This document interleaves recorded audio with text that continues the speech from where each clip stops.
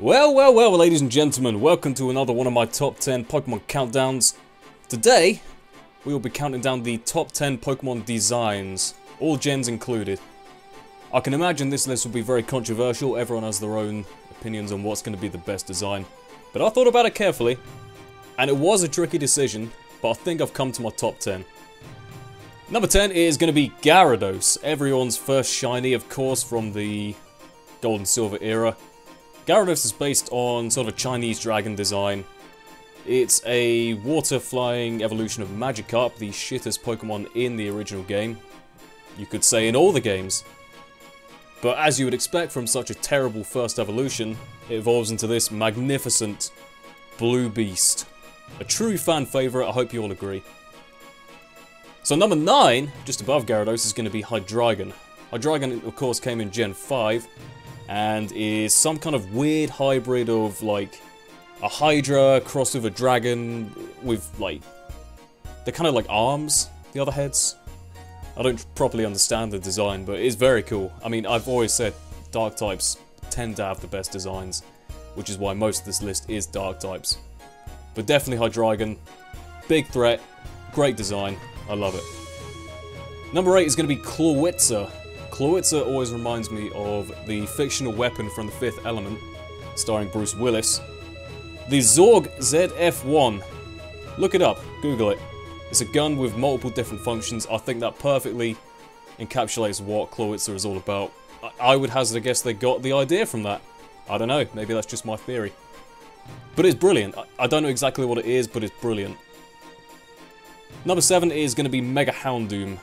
The ultimate devil dog. Satan has this thing next to his throne and pets it carefully, avoiding the huge fucking metal spikes. Houndoom itself looks pretty cool, but add on a few kind of crazy... They're almost like dinosaur bones, like metal spikes coming out of it, and it's pretty damn cool. And Darkfire, I mean, does it get much cooler than that in terms of typing? Great Pokemon, great Mega, I'm a big fan. And number 6 is Volcarona.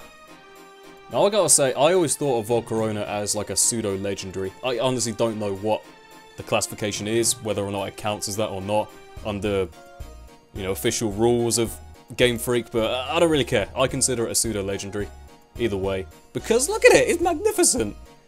Of all the bug types with Quiverdynes, this is the best looker by far. Horrible typing, but really damn cool, really powerful, great design. Number 5, of course, is another dark type, one of my personal favourites, Pangoro.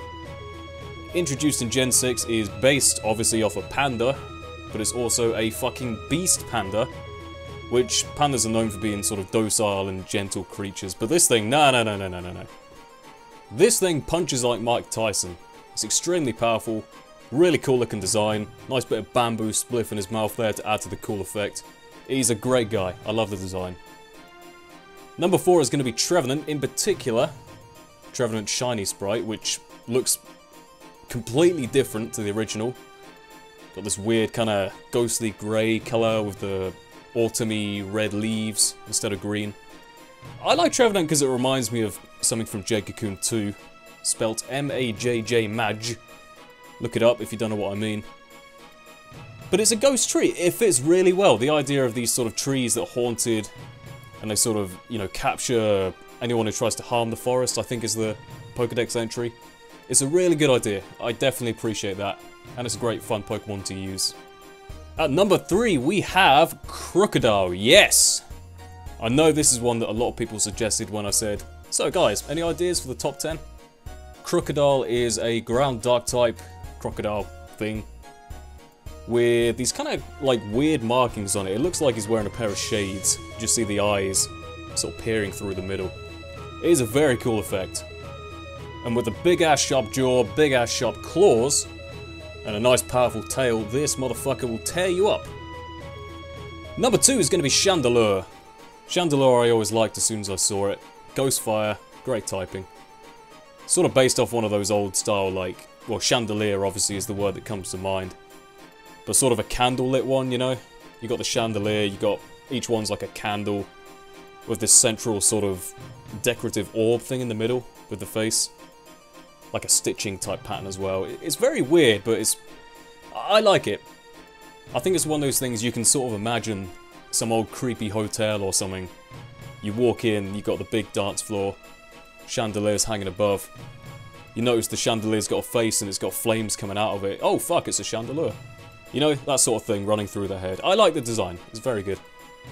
But of course, ladies and gentlemen, of course, if you know anything about me, any of my Pokemon videos, you probably saw this one coming. So sorry to be predictable, but I had to do it. Number one is the magnificent, the incredible Mega-Absol. Oh, look at it, it's gorgeous. You got white and black together, sort of good and evil if you like. I don't know if you consider Absol evil or not. The whole thing behind its sort of, I guess, lore is that it's some kind of harbinger, it predicts disasters, so you kind of think, oh, is that good, is that bad? Do you see it as like it's bringing the disasters, or is it just warning people? Kind of cool to think about. I'm not too keen on the weird emo quiff thing on the front, but yeah, whatever, you can let it slide. Mega-Absol, definitely a good looking Pokemon, got the nice wings, kind of reminds you of Sephiroth from FF7, which is why I always give it that nickname. And hence, that is my top pick. So I hope you all enjoyed this top 10 countdown.